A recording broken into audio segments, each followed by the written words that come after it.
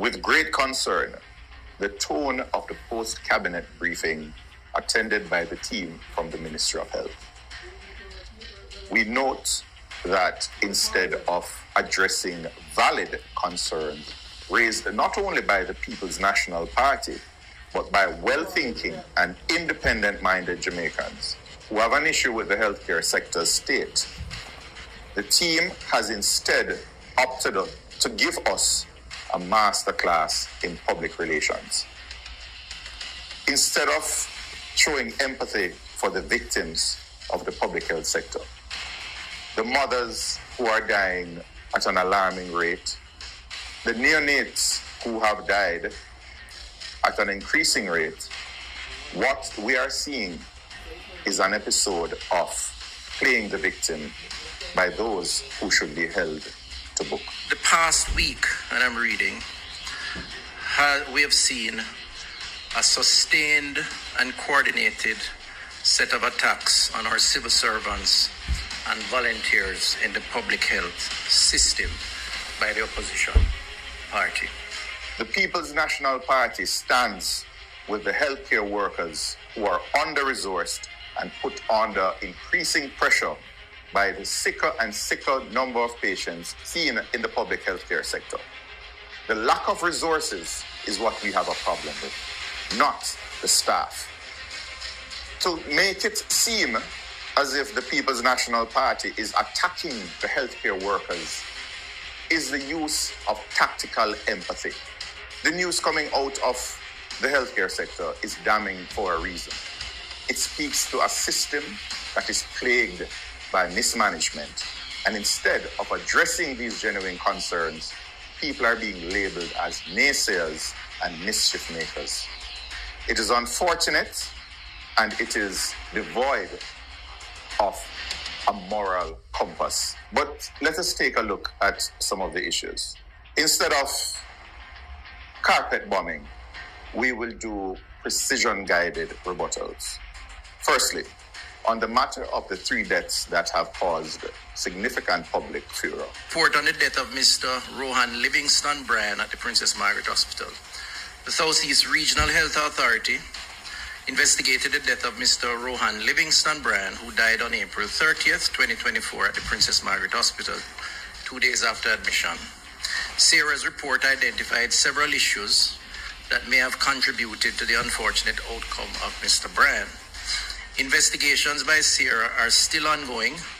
The case has also been referred to the patient complaints mechanism, where an expert panel of physicians and legal experts are being convened to review the issues raised in the report and to determine if there is any negligence on the part of any of the responsible personnel. The outcome we can see from now is going to be to lay the blame on the staff, because already, if you note carefully, there is talk about negligence.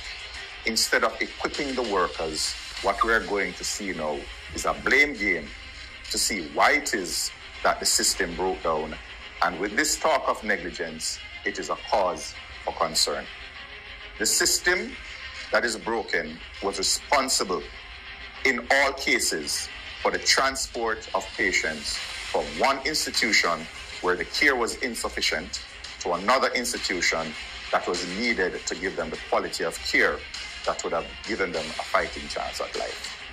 It is that system that must be addressed, and not to speak of possible negligence. I understand from my sources that next week will come a new wave in that pictures are going to be circulated about the conditions in hospitals, some fabricated, others may be achieved in particular circumstances, to further give negative impression of hospital services.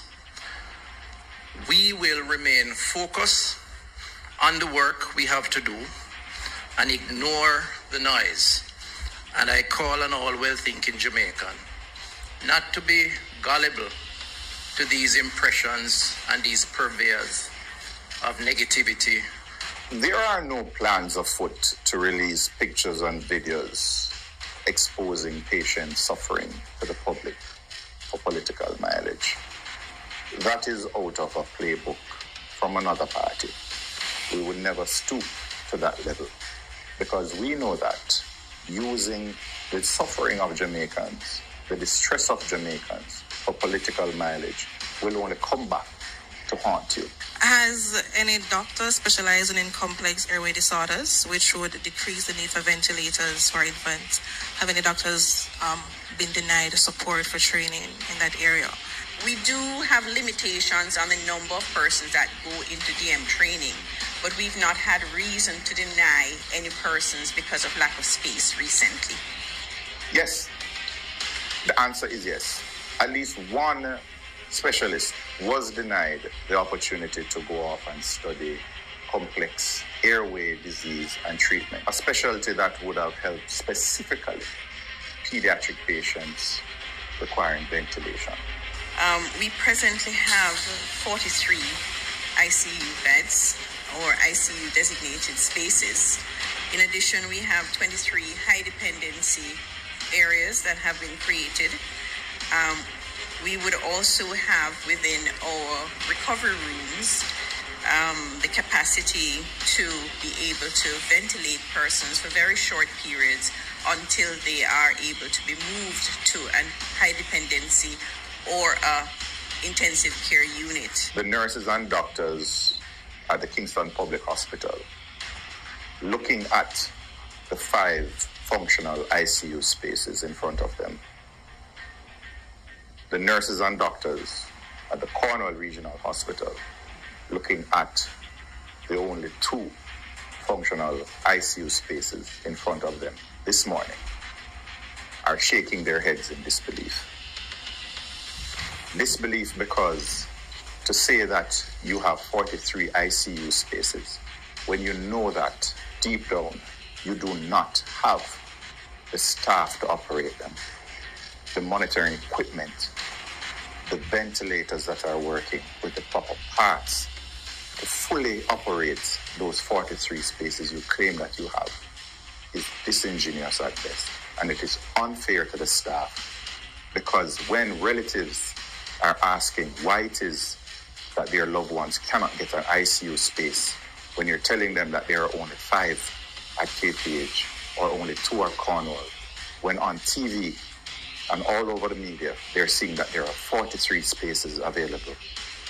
What position are you truly putting the staff in? The staff that you claim that you care so much about. All of these spaces are potentially available. Not all of them are up and running. The running of a intensive care or high dependency space is highly dependent, not just on critical equipment, but also critical staffing levels. Thank you. The fact of the matter is that potential spaces does not equal a space that is functional. To use recovery room spaces in your count, which we specifically ask not to be included in the count of ICU spaces, is disingenuous. And this is so because to use 22 recovery room spaces to ventilate patients and offer them critical care means that you would have to shut down the operating theaters, as no surgeries could be performed, as is the case when the recovery rooms are full. Minister, the audit of the ventilators in the health sector did not state how many are assigned to NICU and pediatric units. So how many are assigned? The ventilators that are available the numbers are going to change daily, okay? Because these equipment have to be checked on a daily basis and may come down for whatever reason, which may be a short term or may take a little while to get them back up. So we have, at this morning's check, we had 90 that were working, okay? Now, last week it might have been 100. We need an honest assessment of the current situation. Last week, we were told that there were 118 functioning ventilators. Today, we're being told that there are 90, and according to the speaker, it may have been over 100 last week. the numbers continue to change. A change of 28 ventilators over the course of a few days does not speak to a system that is functional.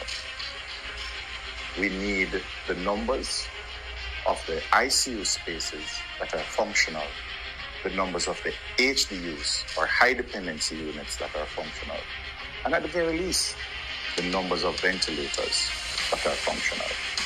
We never asked if ventilators were stolen. To answer that question is disingenuous. To say that you have high dependency units that were retrofitted under the PROMAC program, when you know that the majority of these HDU spaces are not functional, is disingenuous. The country needs questions answered. If we ask questions, it is not being political. If the people of Jamaica ask questions, it is not being political. We are simply asking what is the status quo and what is the plan to improve on that status quo. These are the answers that we are demanding. We are not casting aspersions. We are not attacking the staff.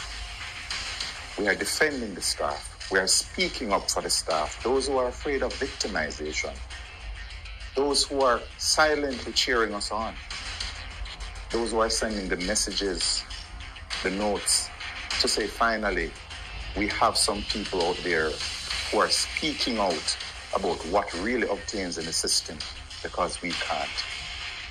And this movement of Jamaicans allied with health workers who are fed up of the gimmicks and the PR, they are going to continue to speak out, whether or not we issue one more rule.